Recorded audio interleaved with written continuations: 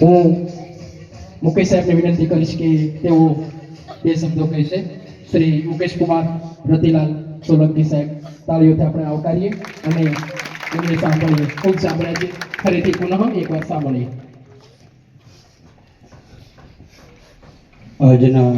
રાજ્યમાં 27 ફેબ્રુઆરીથી ધોરણ 10 અને 12ના વિદ્યાર્થીઓની બોર્ડની પરીક્ષા પ્રારંભ થઈ રહ્યો છે.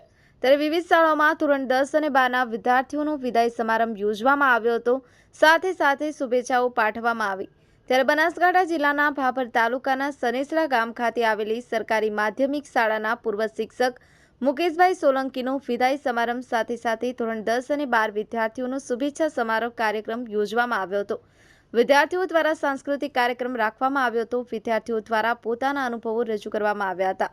પ્રસંગે સરકારી માધ્યમિક શાળાના આચાર્ય શ્રી કે પટેલ તેમજ સ્ટાફ, વલોધડ માધ્યમિક શાળા આચાર્ય સોમાજી બજાણિયા સાહેબ, ઉપશિક્ષક વિષ્ણુભાઈ મકવાણા, રૂની માધ્યમિક શાળાના આચાર્ય શ્રી પિયુષભાઈ માધુ સાહેબ, મેરા શાળાના આચાર્ય શ્રી પ્રાથમિક શાળા સ્ટાફ જતીનભાઈ પટેલ, બાબુભાઈ પટેલ, અન્ય શાળા સ્ટાફ, ગામના વાલીઓ તથા સદારામ શિક્ષણ સમિતિના અધ્યક્ષ અમૃતભાઈ વાઘેલા, અન્ય સભ્યો, ગામના સરપંચ શ્રી ભૂપતભાઈ વાઘેલા, ગામમાંથી મોટા પ્રમાણમાં લોકો ઉપસ્થિત રહ્યા હતા.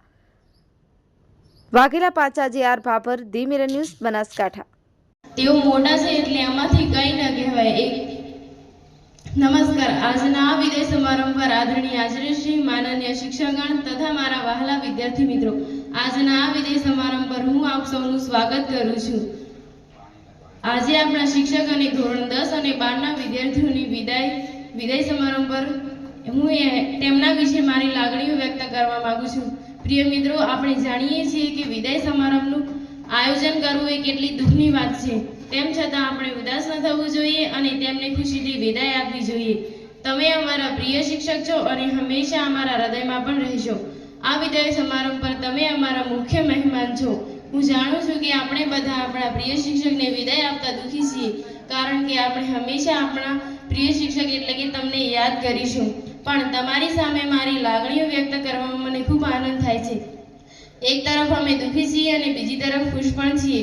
ખુશી એટલા માટે છીએ કે તેઓ તેમના વતન બાજુ જઈ રહ્યા છે અને તેમના માતા પિતા સાથે નાના મોટા તહેવારો મનાવી શકશે.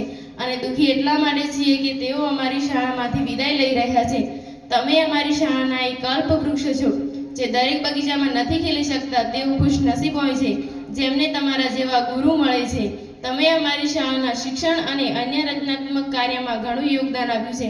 તમે અમારા સહકાર અને તમામ કાર્યક્રમોનું આયોજન ખૂબ જ સરળ અને રસપ્રદ બનાવ્યું છે.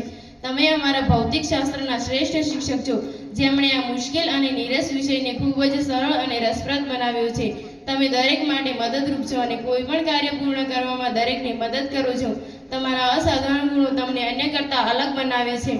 છેલ્લે હું એટલું જ કહીશ કે धूल थे हम सभी आस माँ बन गए, ऐसे सर को भला कैसे कर दे विदा, जिनकी शिक्षा से हम क्या से क्या बन गए. આજે આપણે એ પણ જાણીએ છીએ કે ધોરણ 10 અને ધોરણ 12ના વિદ્યાર્થીઓ પણ વિદાય લઈ રહ્યા છે. તો હું તેમને શુભેચ્છાઓ પાઠવું છું કે તેઓ પ્રગતિના પંથે જઈને આગળ વધે એવી મારી શુભકામનાઓ છે. હસ્તુ જય. નમસ્કાર મિત્રો, હું ફિરોઝ ઈરાની આજે તમને એક નવી વાત કરવા આવ્યો છું. દીવ મિરર ન્યૂઝ જોતા રહો, સબસ્ક્રાઇબ કરવાનું ભૂલતા નહીં અને શેર કરવાનું પણ ભૂલતા નહીં. સત્યની સાથે જોડાતા રહો. નમસ્તે મિત્રો, હું છું ચાંદની પરમાર. આપની મનપસંદ ચેનલ એટલે કે દીવ મિરર ન્યૂઝ ચેનલને લાઈક કરો, શેર કરો અને ફોલો કરો. અને હા, તેમાં દરરોજ તાજા સમાચાર જોવાનું ભૂલશો નહીં. દીવ મિરર ન્યૂઝ દરરોજ લાઈવ અપડેટ, ગુજરાત રાજ્ય, દેશ, દુનિયાના તમામ બ્રેકિંગ સમાચારો નિહાળો દીવ મિરર ન્યૂઝ ચેનલ પર.